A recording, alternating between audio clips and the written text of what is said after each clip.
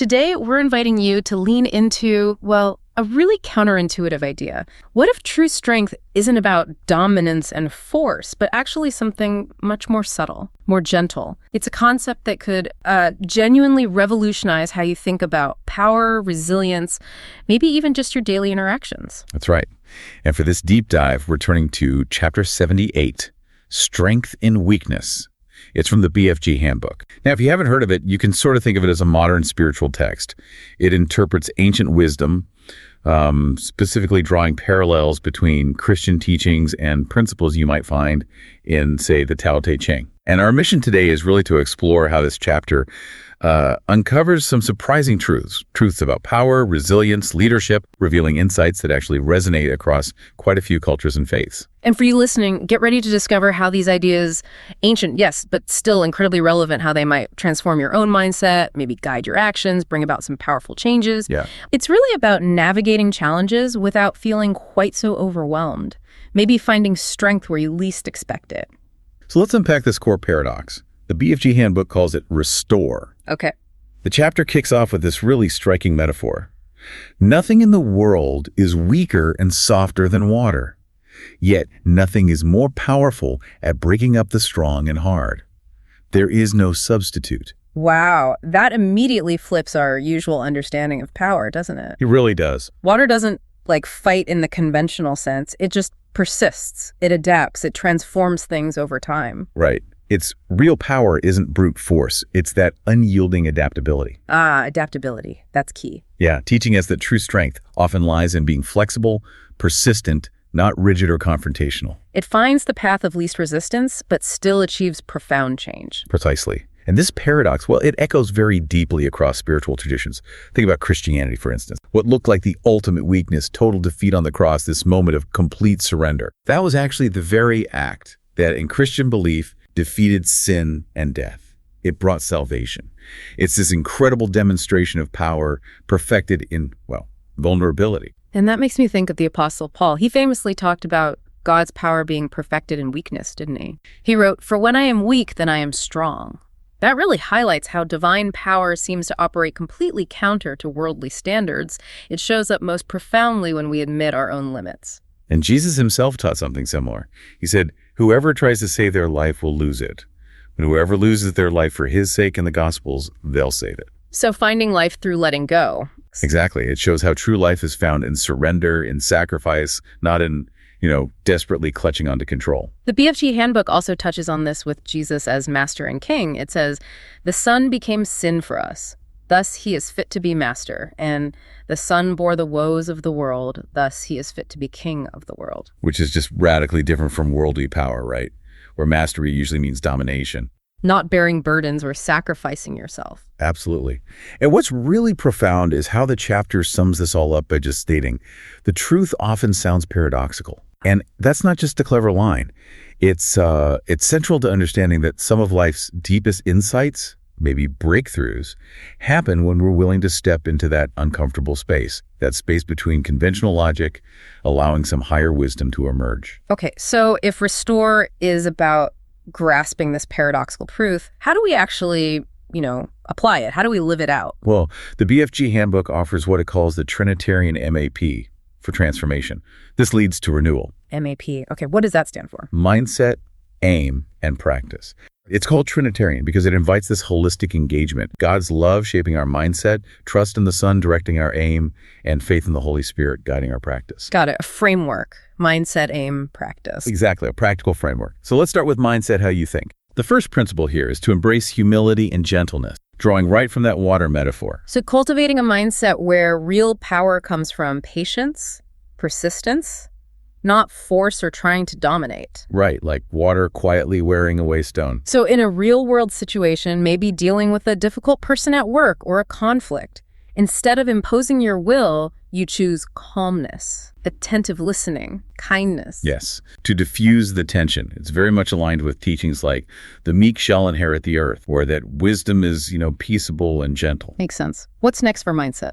Next is trusting in the paradox itself, the paradox of weakness and strength. The chapter says, the weak overcomes the strong, the soft overcomes the hard. Okay. This mindset really challenges the world's view of power. It urges you to believe that true strength can show up profoundly right in the middle of vulnerability. So how does that apply to something like leadership? If you're leading a team that's struggling? Well, instead of demanding compliance, maybe cracking the whip, you practice patience. You listen. You offer support. You trust that this humble approach actually builds resilience over time. It's trusting that God's power, or just a deeper strength, can be perfected in weakness. Counterintuitive, definitely, but potentially much more effective long-term. Often, yes. The third mindset shift is to accept the paradoxical nature of truth itself. Because the truth often sounds paradoxical. Exactly. It means being open to these apparent spiritual contradictions, like through death comes life, the first shall be last. They seem illogical, but they reveal a deeper wisdom. Okay, so an example, like when you've been wronged, choosing forgiveness instead of retaliation seems illogical by worldly standards. Completely. But spiritually, that choice can open the door to real peace, reconciliation, maybe even freedom for yourself. It defies expectations. Precisely. And finally, for mindset, seek servant leadership. Drawing from Christ's example again, the Son became sin for us. Thus he is fit to be master. The Son bore the woes of the world. Thus he is fit to be king. So adopting a leadership mindset where real authority doesn't come from commanding people, but from service, bearing others' burdens. That's the idea. As a business leader, for example, you serve your team. You guide them, listen to their needs, support them through challenges. You don't just command results. Leading by serving. Okay, that covers mindset. What about aim, what we focus on? Right, aim, what you focus on. First, aim for endurance and quiet strength. Again, back to the water metaphor. So your focus, your aim, should be on cultivating that inner strength through steady, humble, gentle action over time, like water eroding rock. So in tough situations, the aim is to respond with patience, with grace, trusting that quiet, consistent perseverance will eventually bring change. Yes. Aim to model humility, empathy, rather than trying to overpower the situation or the person. Okay, second aim. Aim for humility over domination. The chapter reminds us, the weak overcomes the strong. The soft overcomes the hard. So actively prioritize humility, understanding that real strength is in gentleness, restraint, not throwing your weight around. Right. As a manager, maybe your aim is to empower your team. Really listen to their input, guide them respectfully. Which likely leads to better results anyway, because people feel ownership. Often, yes. Aim for openness to God's paradoxical truths. Because the truth often sounds paradoxical. Keep reminding ourselves of that. We have to. Keep your focus on that deeper wisdom, embracing truths that might defy worldly logic but lead to real spiritual growth. So when hurt, the aim is forgiveness over retaliation. Knowing forgiveness brings a peace that revenge just can't, even if every instinct screams otherwise. It's choosing that higher wisdom as your aim. And finally, for aim for servant leadership and sacrifice. Aligning with Christ's example again, mastery through bearing the woes. Exactly. Focus on becoming a servant leader. Aim to embody that true greatness comes from sacrificial love, from bearing others' burdens. So, as a business owner, maybe the aim isn't just profit, but creating an environment where employees feel supported, valued, encouraged to grow. Right. Investing in people, aiming for their well-being, not just extracting performance. Okay, mindset and aim. That leads us to practice the how. How do we actually do this? Embody that quiet strength of water we keep talking about. So in practice, during a difficult conversation, you actively avoid forcing your will. Yes, you lead with empathy, encouragement. You allow space for peaceful resolution, for understanding to evolve naturally. Like the proverb says, a soft answer turns away wrath. Give solutions room to emerge. Okay, makes sense. Next, practice. Practice strength through weakness. Remember, the weak overcomes the strong. The soft overcomes the hard. So this is about actively embracing vulnerability, relying on grace, on a power beyond your own. Yes. Trusting that in your weakness, true strength is perfected. In practice, when you're facing a really daunting task. Instead of stressing about your own abilities, which might feel limited. Right. You practice prayer for guidance, maybe. Or you actively lean on the support of others. You let go of the need to do it all yourself. That's a powerful practice of faith, really, tapping into something bigger. It is. Third, practice acceptance of paradoxical truths. The truth often sounds paradoxical. Got it. Trust that this deeper wisdom, even if it seems contradictory, is ultimately life-giving. It leads to genuine fulfillment. When faced with suffering or loss, instead of seeing it just as senseless, you practice believing, or at least being open to the idea that it might be part of a greater, perhaps paradoxical plan, a transformation that might make sense later, in God's timing perhaps. It's a practice of surrendering to a wisdom you don't fully grasp right now. Exactly. Practice servant leadership. Based on Christ bearing the woes of the world to become master and king. This means you actively lead by focusing on meeting the needs of others. You sacrifice your time, maybe your resources, for their benefit. You follow that example. So you practice this by prioritizing your team's needs, by mentoring colleagues who are struggling, volunteering time to help without expecting payback. Yes, that's the essence of it in action. Giving yourself for the good of others. Mindset, aim, practice. That MAP gives a really clear path. It does. And exploring these ideas naturally leads us to respond. This signifies the transformation of our spirit, empowering us to embrace shared truths. This is where it gets really fascinating, isn't it? Because these concepts, they aren't just isolated Christian ideas. Take the first one, humility and patience, strength through softness, that water principle from chapter 78. Absolutely, you find echoes everywhere. Beyond Christian teachings like the meek inheriting the earth, Buddhism teaches right effort, patience as paths to enlightenment. Islam in the Quran emphasizes patience. Allah is with the patient. Hinduism's Bhagavad Gita talks about enduring hardship with equanimity. And Judaism. In Micah, the call to walk humbly with God, it's quite universal. So the uniting factor is this shared understanding that real strength isn't outward force, but inner virtues.